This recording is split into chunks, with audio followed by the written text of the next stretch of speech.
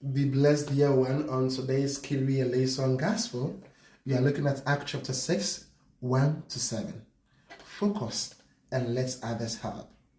Beloved, one thing about life is that no one is an island. We all need someone, and someone will surely need us also. Our first part was done for us by some people, and others also will do our last part as well. And so surely you need help, and also we have to help others. Beloved, reflecting on these words and also the first reading, I ask, is the church focused on her mission, principal mission, to preach the word and to pray? Are we allowing others to come on board with their rich gifts to help? Are we encouraging them to bring their talent to help? Beloved, it happened that when the disciples had a challenge in the growth of the early Christian community, they discussed that it wasn't good to neglect the word of God to go and share food. So let's allow others to come on board to help. And they devoted themselves to prayer and to the word of God, and the community continued growing. Do we see with us today? Are we encouraging others to bring their gifts on board to help? Today we're doing so many things in church that at a point in time, the word of God is so suppressed, the barest minimum. Advanced prayers become for those who are interested, who need it. So we don't avail ourselves to pray and to even to be taught in this manner.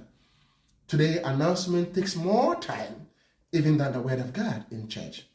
Now, beloved, when we miss out on this point, today's second reading tells us something that when we leave out the word of God, we stumble, we fail, we fall. So we need to always have in mind the principal mission of the church to always teach the word of God and to pray. When we read Acts of Apostles, chapter 2, verse 42, they were faithful to the teaching of the apostles, the common life of sharing, the breaking of bread, and prayers. And when you go further, and because of this, community continued growing.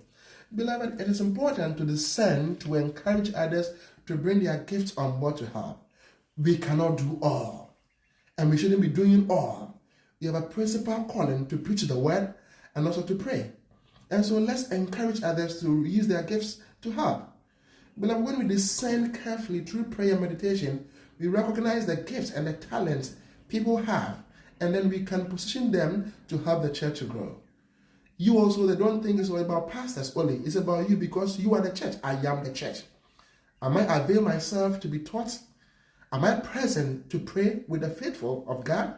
We are from the family of God. So it's in time for us to look deeper, to bring our rich gifts on board to help the church to grow. You are needed. I'm also needed. Let's help.